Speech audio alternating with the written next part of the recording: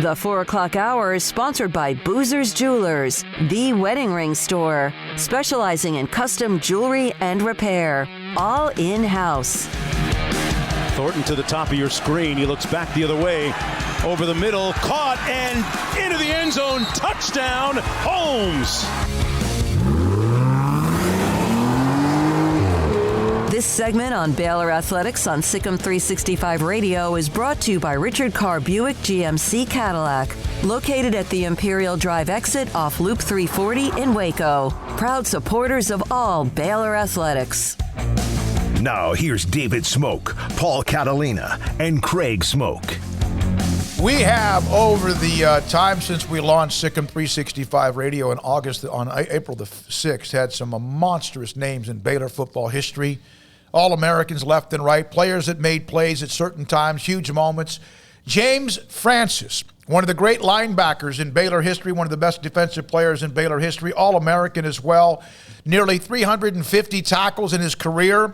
James Francis joins us on SicEm365 Radio. How have you been? What are you doing now? Chilling out and just life itself. I've been fine. I'm just, enjoying aging gracefully, of course, and just enjoying life and just staying out of the way, trying to stay safe, raising grandchildren and, just living life. I saw a quote in a story that Jerry Hill wrote back in 2015. I tell everybody this is in 15, so they are coming off back-to-back Big 12 titles, Baylor, and they had a team that might have won a national championship if Seth Russell doesn't go down. I tell everybody if we had the offense they have now with the defense my senior year, nobody would be able to stay on the field with us. Isn't that crazy how you can't, say, okay, take the 2015 offense and the 89 Baylor defense and do that, but how much fun would that have been? Oh, that would have been great. I say that all the time, man. I say the defense that we had back in 1989, if we could have just got 17, 20 points a game, could nobody had beat us. But, it just wasn't in the cards back then. But I wouldn't change a thing in my Baylor career. I had a great time there. How did Coach Taft, what was his rope to get you there? How was the hook? Oh, man, Coach Taft, man, he's the reason I went there. People think it was that my brother was there. That wasn't the case. I mean, I love my brother, but I've been under his shadow for so long. I wanted to get from under there. But Coach Taft came to my high school my senior year, and he spoke at our spring football banquet. And if anybody knows Coach Taft, he can make you think you can run through a brick wall. And this guy spoke at he was a guest speaker at our high school banquet. After that banquet, I said, I'm going to play for that guy. And and that's what it was. Coach Taft, he motivated me to want to come there. What was the training regimen like for you before your senior year? I was reading an old Sports Illustrated article on you. It was talking about being the best linebacker nobody had heard of, and it was detailing some of your off-season workouts. What was that kind of time period like, and how strict was that regimen you were on during that stretch? Well, I had been playing football and basketball for all my life. I thought I was going to be a professional basketball player, to tell you the truth. People understand, I played receiver in high school up to my senior year. I only played 1 year defense. That was just my senior year in high school. I was an offensive player all the other years. So, but I was a basketball player, and I thought I was going to be that guy. I was good in high school, but, I got to college and found out that, hey, I'm not big enough to be a basketball player. It's in the next level. So, I had never lifted weights because I always went from football to basketball to spring training. So I never went into a weight training program. I didn't like weights. I hated weights. I had long arms. I was tall. I had to push the weight up too high. I just didn't enjoy lifting weights. But my frame was big. So once I bought into Bob Fix's program of lifting weights and getting on a proper diet, man, I was able to put on that weight and just, obviously my thing was basketball helped me a lot, helped me with my footwork, helped me with, just shuffling. And I played basketball. I did more basketball than I did football training, during the summer, during the off periods I did have. Because I just think it helps you so much with your feet. And playing linebacker, you got good feet and good movement and good fluid movement and no wasted movement. And it teaches you about anticipation and, and all that good stuff, man. And that's what I used to do. I wasn't a big weightlifter, believe it or not. I just didn't like weights. I had natural strength. Weights never was my thing. Basketball was my training thing. James, when you were at Baylor, you were a part of the basketball program, weren't you, when you first arrived there? Yes, I played 2 years at Baylor. I played my freshman and sophomore year at Baylor. Did Gene Iba ask you to play, or was that something when you decided to play at Baylor for Grant Tapp that they said, okay, you could also do this? Yes. I asked him before I signed, could I play both? Because before, Arkansas was on my top of my list too. And I met with Nolan Richardson also when I got recruited by Arkansas. I asked him, could I play basketball? And he said, sure. But like I said, it was Grant Tapp who won me over. And so, he's the reason that I ended up at Baylor, period. We hear that almost like clockwork every time we have a player during the time that Grant Tapp, he still has an impact on the program even today with a Zoom meeting with the team earlier this year. We're talking to former Baylor All-American linebacker James Francis on SicEm365 Radio. James, when you got drafted by the Bengals, there was a lot of talk, and your brother was, a Cowboy as well. But there was a lot of talk that the Cowboys, that you were their guy. Of course, they didn't have a pick until 5 picks later, and that wound up being Emmitt Smith. Do you ever think about how history shakes out that way for certain teams? And look, you could have been a Dallas Cowboy. They were trying to get you, and they couldn't. And then instead they got the all-time leading rusher in NFL history. Right. I tell people that story all the time. Sometimes they don't believe me, but I actually, I got an article about it. And I never met with the Bengals. They didn't come work me out. They didn't call me because they told me that they thought I was going to be gone. They thought they had no chance of getting me. So they never worked me out. And the night before the draft, the Chicago Bears coaches actually came down to my hometown to meet with me and said, we're going to pick you the number 6 pick of the draft. They were physically at my house the morning of the draft, but they wanted me to sign a contract before they draft me. And I just didn't feel comfortable doing that. And I guess they had coaches at other players' house, and the first guy that they signed to sign that deal, who they picked, 6. So they picked Mark Carey. He signed their deal. But I had been told by the Dolphins if I was there, I would get picked. I had been told by the Ravens while I was there I was going to get picked, but they passed me up also. Then I started to panic, and the phone rang, and it was Tex Schramm. it was Tex Schramm on the other line telling me, be patient. We're trying to trade up to get you with the next pick. And when I was on the phone with him, they said my name on TV, but the Bengals drafted me, and that's how it happened. Yeah, and the Cowboys, they wanted you, right? Jimmy Johnson and the Cowboys, they wanted you. Yeah, they wanted me. They tried to trade after the Bengals drafted me. They tried to trade for me. They tried to trade. They called Cincinnati and tried to work out a trade, but Cincinnati, they wasn't hearing it, and that was the end of it. But yeah, I mean, it's just funny how it worked out. And they ended up picking Emmitt Smith, the NFL's all-time leading rusher. so it worked out good for him, Yeah, it worked out okay. What was it like to have the star on your helmet? Did that mean something to you, being from Texas? It would have been great.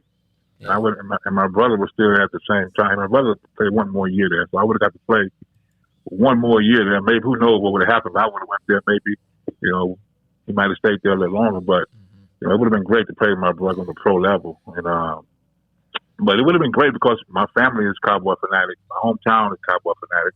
I was a Cowboy fanatic. It would have been great to play for him, but it just didn't work out.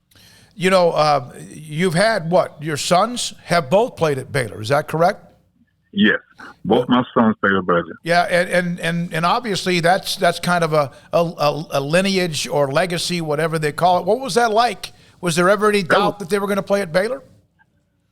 Well, not my oldest, not James. James Jr., I mean, he had been telling me, that was his dream to play at Baylor University.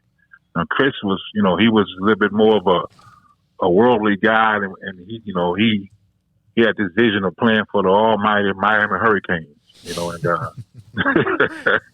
yeah, everybody did back then. Yeah. but I think once he got around Baylor, he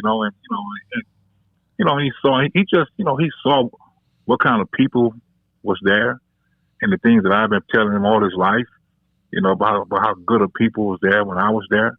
And I think he was actually born. My son was born in Waco, so he had family there on top of that. So it was a kind of easy decision for him once he, knew he had the talent to go to the next level. We're talking to James Francis, All-American at Baylor, played with the Cincinnati Bengals, played a time with the Redskins a little bit, also now in Round Rock, Texas, with us on SicEm365 Radio. Yeah, and Lamar, you didn't play for anybody, at any level that was bad. You're coming from Lamar. You were used to playing at the highest level, weren't you? Yeah, we were. We played, back then, Lamar was 5A. It was a 5A school. We played in a district 24 5A against, Galveston Ball and all those teams like that. And we always played, teams in Houston. So, but we, Lamar in the 80s and the 90s, Lamar was a dominant program. It kind of fell off and the attendance went down. The number of students in school went down. So I think Lamar is like a 3A now. So it's not the same level of competition it was back when I was in high school. But I was used to, just playing against some great talent, man. The guys that, just was great athletes and just would just bring out the best in you, that you really had to be ready to play every single Friday night. And then you get to know all these guys because down in that area, the Galveston County area, the Houston area, there's so much talent down there. And you watch all these guys. Andre Ware hometown is literally across the track from my hometown. I played against him all through his high school career. He was more of an option quarterback in high school, but he went to U of H and broke every record there was throwing the ball. So there's so much talent down that way. James, what happened, or what was kind of the mindset going into that 89 game against Texas? You guys had lost to Rice in a low-scoring, game, so obviously disappointed with the loss. But then you come out and just beat the brakes off of UT in Austin. Just what do you recall about that? And did you have a sense before that game that you guys were going to put on a show like that? Well, not to that level. But I remember being in the hotel the night before, it was me and Blackman's last game of our career. We had been roommates for 4 years. We came there as complete strangers, and we left there like brothers. And so it was our last game, and we knew what our next step was. But a lot of those guys who we came there with, wasn't going to be as fortunate as we were. And I remember Grant Taft coming in, in the hotel that night after the team meeting. And he asked me and Blackman if we had anything to say. I'm not a big talker. I don't really, I was like, no, I kind of let my play speak for me,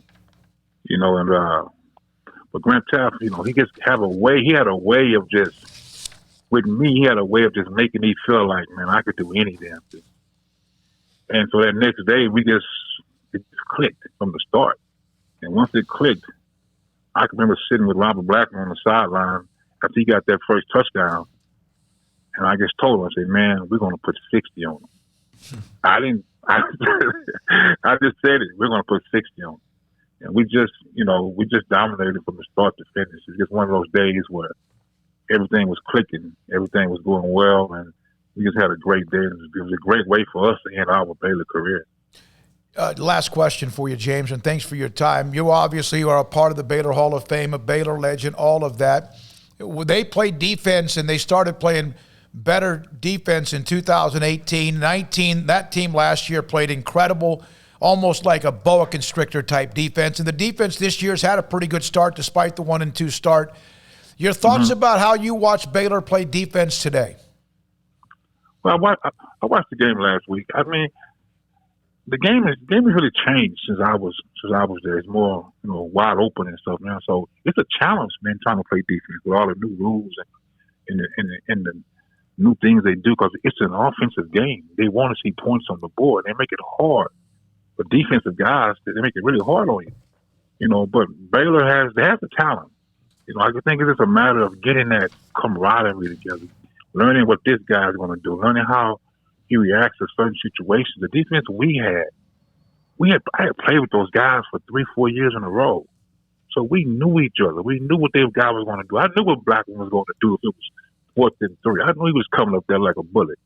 No matter what the defense was called, I knew it. So the longer these guys play together, the better off they're going to be. The more they learn together, learn each other, and just feed off each other. That's what it's all about. You can teach all the X and O's you want. X and O's is going to get you so far. You got to have guys doing their job and depending on the next guy to do their job and so on and so on. But I think Baylor has, they're on the right path. You have your ups and downs, but hopefully, they can get it together and get some W's. James, thank you very much, man. Great to hear from you. And we'll be in touch with Ron here pretty soon. Also others. Blackman's a part of our guest list as well. Thanks for your time. Okay. Enjoy yourself, and we appreciate the reminiscing about what you did at Baylor and also in the NFL and what you think about now. Okay, no problem. You guys have a great day. That's James Francis. I'll give you one stat. Mac Rhodes is next. His senior year, 129.